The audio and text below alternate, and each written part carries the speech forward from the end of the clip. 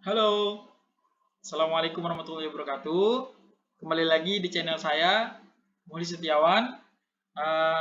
Baik, di sini saya akan eh, membagi informasi dan membagi ilmu. eh, dan di sini saya mau mempresentasikan atau membagikan ilmu dengan kawan-kawan tentang seputar jurnal yang saya buat atau artikel yang saya buat, yaitu judul yang sangat menarik sekali menurut saya, yang saya dapat, yaitu karakteristik arbitrase dalam menyelesaikan sengketa lembaga asuransi syariah.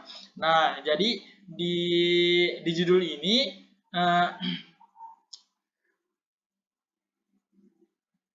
mungkin sedikit saya bahas tentang ininya dulu ya, apa latar belakangnya dulu. Kenapa saya sih mengangkat judul ini gitu. Nah, jadi terkait dengan judul ini kenapa saya angkat? Karena seharusnya kan setiap masalah masyarakat, misalnya masyarakat eh, menggunakan asuransi A, sedangkan asuransi A ini tidak transparan terhadap penggunanya kayak gitu. Nah, seperti itu kan. Jadi cara penyelesaiannya bisa melewati ya arbitrase. Nah, kayak gitu. Mungkin sekilasnya ya. Mungkin di sini apa saja sih yang saya bahas di artikel kali ini. Nah, mungkin di artikel kali ini saya tidak banyak yang mungkin saya bahas, cuman ada tiga yang saya bahas di artikel kali ini. Tapi menurut saya tiga pembahasan kali ini cukup cukup menarik menurut saya. Yang pertama, eh, yang saya bahas itu adalah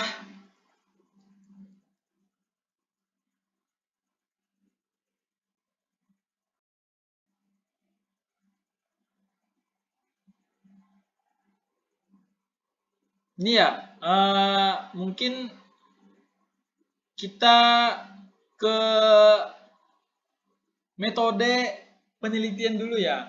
Kenapa saya bisa mengangkat judul ini dan apa yang hal-hal menarik dari judul ini. Jadi penelitian ini ditulis dengan menggunakan pendekatan secara normatif melalui penelitian keperpustakaan pada buku-buku yang memang relevan dengan topik penelitian kali ini. Jadi juga diberi beberapa penelitian lainnya. Nah, di dalam sebuah penelitian selalu ada ukuran keragaman informasi yang menggunakan sebagai teknik dalam interaksi sebagai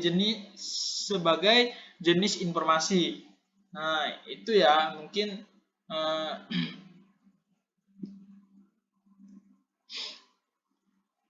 terus berkaitan dengan pembahasan tadi, di sini ada 3 pembahasan. Yang pertama itu saya membahas tentang karakteristik arbitrase dalam sengketa bisnis di Indonesia. Nah, kenapa saya membahas tentang ini? Karena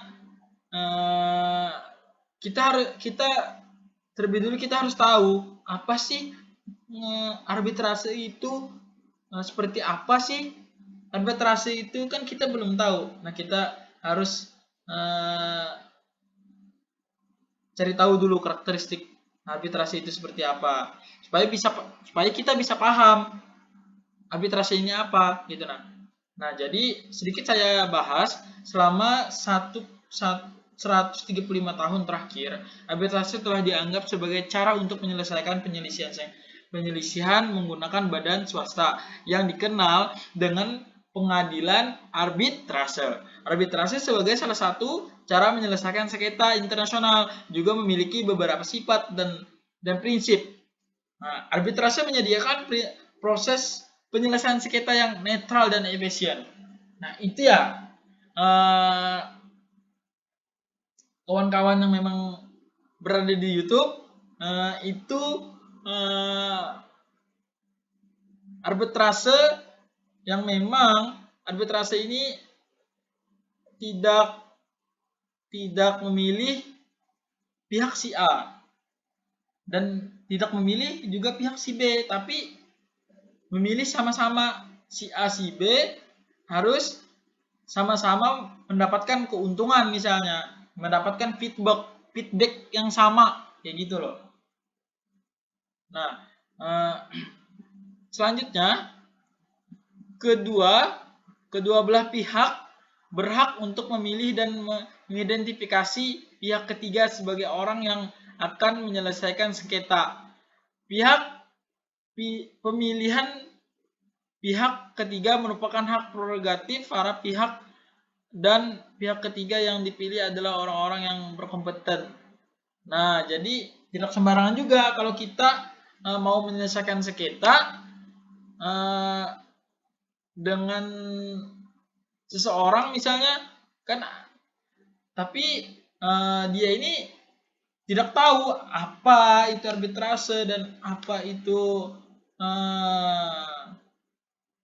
sengketa yang dibawa ke arbitrase itu apa, kan tidak jelas. Nah, jadi harus yang memang orang-orang yang berkompeten, yang memang orang-orang itu memang tupoksinya di situ kayak gitu loh, teman-teman. Nah, jadi itu sih yang pertama ya, pembahasan yang pertama. Jadi kita perlu mengetahui karakteristik arbitrase. Nah, jadi kan tadi kan kita harus mencari tahu apa sih karakteristik arbitrase itu, apa sih arbitrase, apa sih bentuknya, kayak gimana sih bentuknya. Nah, jadi seperti ini. Sebagai langkah objektivitas penilaian terhadap keunggulan arbitrase. Bahwasanya arbitrase salah satu pendekatan yang humanis. Ini yang ditunggu-tunggu kawan-kawan. Berikut adalah karakteristiknya. Nah, yang pertama, arbitrase harus dibuat berdasarkan persetujuan para pihak.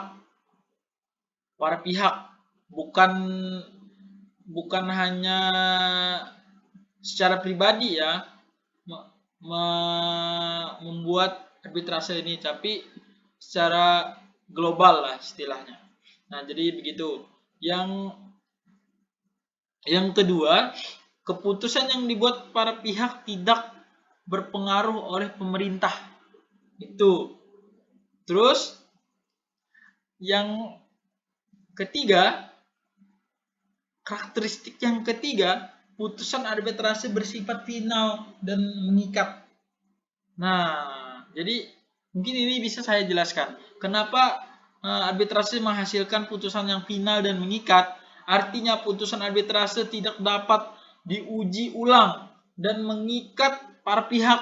Putusan arbitrase harus segera dilaksanakan setelah putusan diajukan ke pengadilan negeri dalam waktu 33 hari atau 30 hari. Itu ya.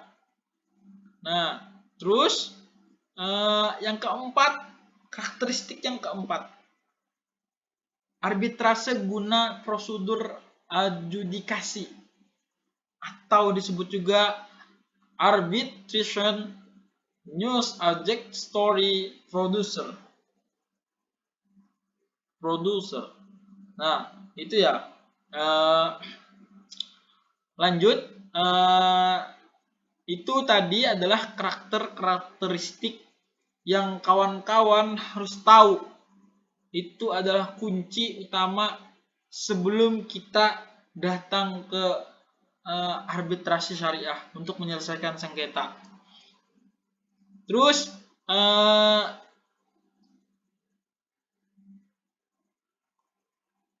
pembahasan yang kedua itu proses penyelesaian sengketa asuransi syariah melalui Badan Arbitrase Syariah. Nah, kenapa kita harus pembahasan yang kedua ini kan prosesnya. Nah, tadi kan kita pengenalannya, karakter arbitrase. Jadi ini adalah proses penyelesaian sengketa asuransinya, prosesnya. Jadi di proses ini ada dua, yang pertama kewajiban atau liability dan jumlah klaim. Tuh loh. Itu yang memang garis besarnya. Nah, mungkin saya lanjutkan saja dengan pembahasan yang selanjutnya, yaitu pembahasan selanjutnya adalah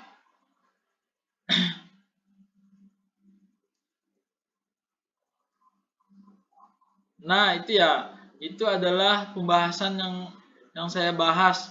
Nah, yang selanjutnya yang ketiga yaitu disparitas penyelesaian sengketa jalur litigasi pada polis asuransi syariah dan putusan pengadilan.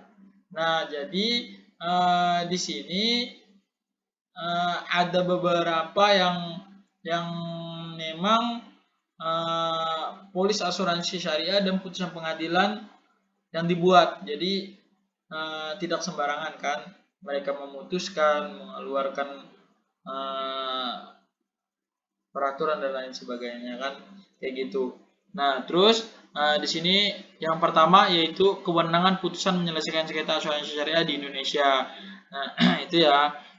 Di situ kan sudah mungkin kawan-kawan sudah bisa melihat nih, itu kan di Undang-Undang nomor 3 tahun 2006 tentang amandemen Undang-Undang nomor 7 1989 tentang Inkuisisi asuransi syariah pertama di Indonesia didirikan pada tahun 1994, dan dengan perkembangannya telah terjadi beberapa sengketa terkait asuransi syariah hingga saat ini. Nah, itu ya.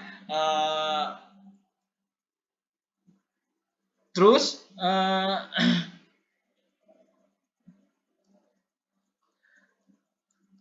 yang selanjutnya pembahasan yang ketiga, bagian poin B ini adalah menganalisis penyelesaian sengketa asuransi syariah berdasarkan peraturan perundang-undangan. Nah, jadi kan tadi kan sudah saya katakan, menyelesaikan sengketa bisnis itu tidak sembarangan, tidak hanya menyelesaikan tapi tidak ada yang saling mengikat gitu. Kalau sudah di arbitrase itu sudah final dan saling mengikat, tidak bisa diganggu gugat lagi. Itulah, gitu ya. Terus lanjut lagi,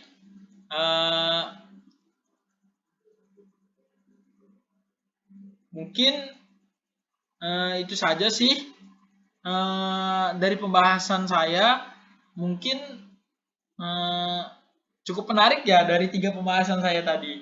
Nah, jadi mungkin saya dapat simpulkan apa yang memang dari tiga poin yang saya bahas tadi,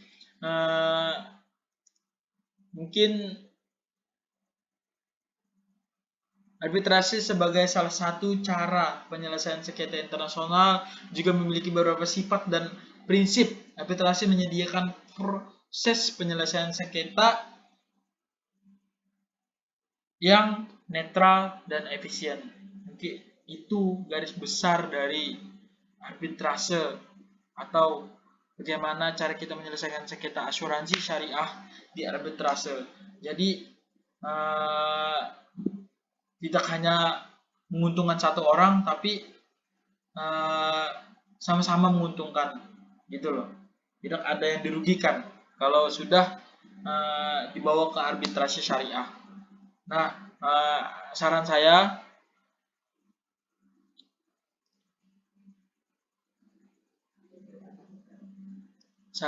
adalah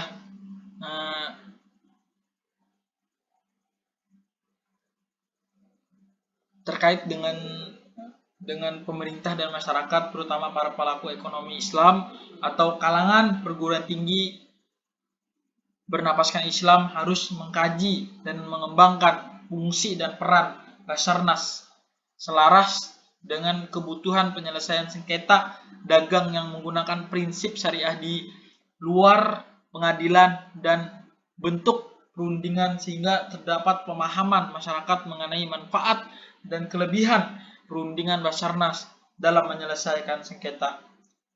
Contohnya tadi sengketa yang saya angkat di artikel ini adalah sengketa asuransi. Itu yang memang jadi tujuan saya untuk mengangkat judul ini. Jadi teman-teman pun juga bisa paham nih. Jadi misalnya ada masalah di asuransi kalian bisa bawa ini ke arbitrase, bisa diselesaikan sama-sama, bisa diselesaikan secara baik-baik. Nah, itu saja sih dari saya. Kurang lebihnya saya mohon maaf. Mungkin di artikel saya kali ini masih banyak kekurangan karena saya menulis artikel ini masih tahap belajar. Semoga saya ke depannya bisa lebih baik lagi dalam menulis artikel dan bisa membagi ilmu ke kawan-kawan. Terima kasih lagi sebelumnya. Kurang lebihnya saya mohon maaf. Wabillahi taufiq wal hidayah. Wassalamualaikum warahmatullahi wabarakatuh. See you next time. Sampai ketemu lagi.